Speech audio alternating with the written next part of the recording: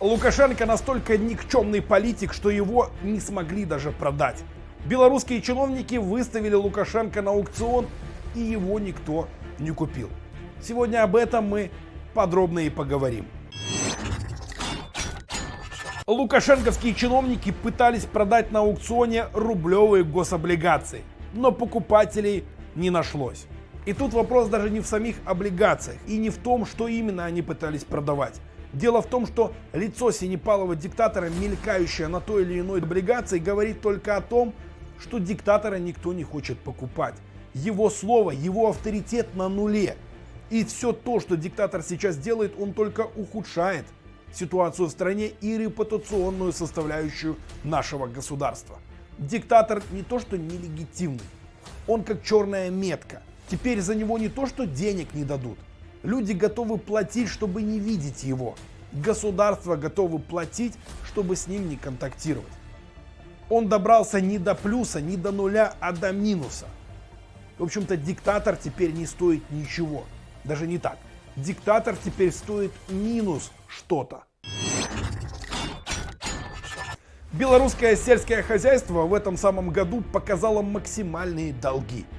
Причем диктатор рассказывал о том, что у нас рост экономики, и статистика показывала, что рост экспорта из Беларуси увеличился и даже добрался до размеров до ковидного года, то есть до начала 2020 года.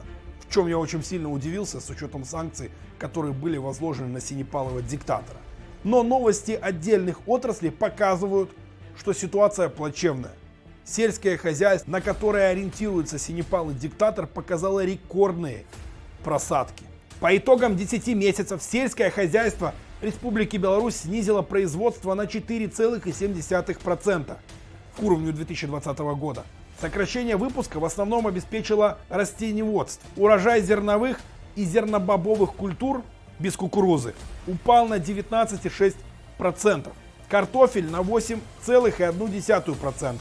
Овощей открытого грунта на 24,4%. Сахарной свеклы, которую мы, в общем-то, добывали довольно много и экспортировали в разные страны мира, на 4,4%. И самое главное, что это официальная статистика белорусского лукашенковского статистического комитета. А как я говорю всегда, что если Белстат пишет такие цифры, любые цифры, их нужно умножать на несколько раз. Ну, как заработная плата. Разве мы с вами получаем 1500 рублей? Нет. Так и в сельском хозяйстве. Умножаем на 2 минимум. 3000 грузовиков стоит на границе Евросоюза. И ситуация слаживается довольно интересно, так как Польша закрыла только один погранкомитет, на который нападал синепалый диктатор. И уже там коллапс. 3000 грузовиков. Вы представляете, насколько километровая очередь стоит из этих самых грузовиков и какой коллапс происходит из-за того, что синепалый диктатор пытался надавить на Европу. А если Европа закроет все погранпереходы? Вы только вдумайтесь, что произойдет. Тут, в общем-то, ситуация такая, что некоторые мигранты уже рынулись в Минск. То есть мигранты разбежались по Минску, и они будут находиться там. Кто не сможет вернуться домой и не сможет попасть в Евросоюз, будет в Беларуси. Это последствия диктаторской игры. Не только фуры, которые заполонили границы и не могут провести товар, но и мигранты, которые будут предоставлять неудобства для белорусского народа, а потом у них закончатся деньги, и им их нужно будет где-то брать. Как вы думаете, где нелегальные мигранты будут искать деньги? Напишите свое мнение в комментариях. И как думаете, как решать будет диктатор сейчас вот с этими фурами? Так как там как минимум 3000 человек, которые отстаивают и не получают заработную плату, ну так как они стоят. А это, в общем-то, 3000 судеб человека. И у каждого есть дети. И каждому нужно привезти домой деньги. И из-за того, что синепалый диктатор играет в свои игры, как минимум 3000 семей останется без зарплаты и не увидит в ближайшие дни своих отцов. А это я говорю о том, что если там один человек, а если в фуре 2, то это уже 6000. Почти столько же, сколько и нелегальных мигрантов, но только не по одному госканалу Лукашенко. Пропагандисты не говорят о том, что люди стоят на границе и не могут ее пересечь. Вот и все. Вот и вся правда. Срать они хотели и на мигрантов, и на дальнобойщиков, и на белорусский народ. Самое главное — реализация своих политических амбиций. Белорусское социально ориентированное государство выглядит вот так. Это колонка. Кстати, чтобы вы понимали, в Беларуси в свое время заварили все колонки в Беларуси. Все. И люди могут пользоваться водичкой только те, у которых имеется ключ. Ну а тот, кто имеет этот самый ключ, платит за эту самую воду в колонках. То есть, если человеку на улице стало плохо, ему негде даже попить. Ну, либо пей, либо плати. Точнее, либо плати и пей, либо не пей. Ну, тут очень просто. Но самое главное даже не это. В данной ситуации водица течет вместе с деньгами белорусского народа. В общем-то, белорусы платят за халатность водоканала и лукашенковского бандитского государства. И так происходит во всем. Я как-то делал ролик, где доказал о том, что белорусы как минимум в 7 раз больше переплачивают за отопление в квартирах. И сама мысль была довольно простая. Теплотрассы, которые делают лукашенковские бандиты, неэффективны. Они теряют слишком много тепла от подогретой воды. И поэтому мы с вами платим больше. В общем-то, они экономят на теплотрассах, а эти все потери платим мы с вами. Вот поэтому они и не хотят работать нормально. Именно поэтому им срать, какие дороги и сколько мы платим за подвеску. Им срать, сколько стоит бензин, так как вытянуть с белорусского народа дополнительные деньги, это у них вообще респект. Так оно все и работает. В данной ситуации с вот этой колонкой тут ничего удивительного нет. Просто страшно осознавать, что это в Беларуси считается нормой. Приходит информация о том, что на всех белорусских предприятиях зачищают работников. Так или иначе, по тем или иным причинам. Я даже не буду перечислять предприятия, на которых идут эти самые чистки. Вы и без меня это все прекрасно знаете. Тут вопрос в другом. Если вы знаете, что вас увольняют, снимайте видео, собирайте компромат на этих бандитов, рассказывайте, что происходит на самом деле на том или ином предприятии, а лучше предлагайте факты и доказательства бандитского террористического государства. Присылайте все нам в Telegram-бот. Рассказывайте, не молчите. Давайте продолжать давление на диктаторскую хунту, на отдельные предприятия, на отдельных директоров, мастеров и тех, кто прислуживает этому самому диктаторскому режиму. Рассказывайте о том, что не соблюдается техника безопасности, что нарушается законодательство. Да, закон сегодня не работает, но помните, придет время, когда им за все это придется отвечать. И чем больше мы накопим материала, тем больше будет уголовных дел. Не молчите. Нельзя молчать. Хватит молчать. Вчера я вам рассказывал о том, что за слово «Живе Фландрея» чиновники испугались и остановили концерт. Ну, постановку театральную.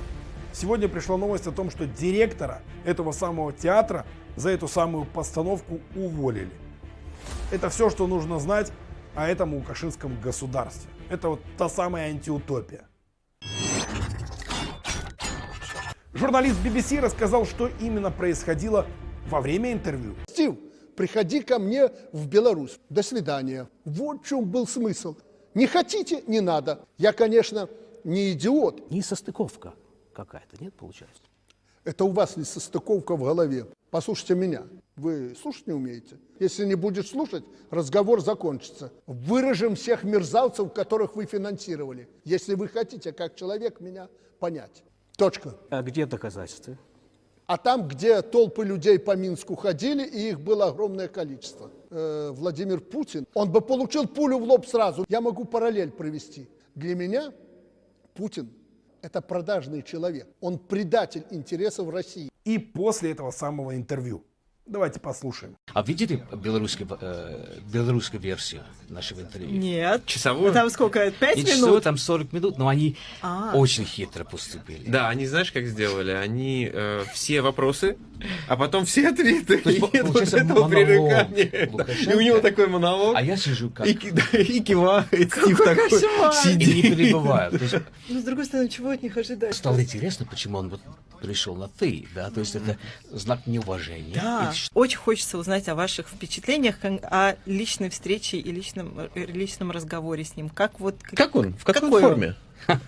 Ну, какие впечатления, да? То есть он человек эмоциональный, очень уверен в себе, самоуверенный, можно сказать, да.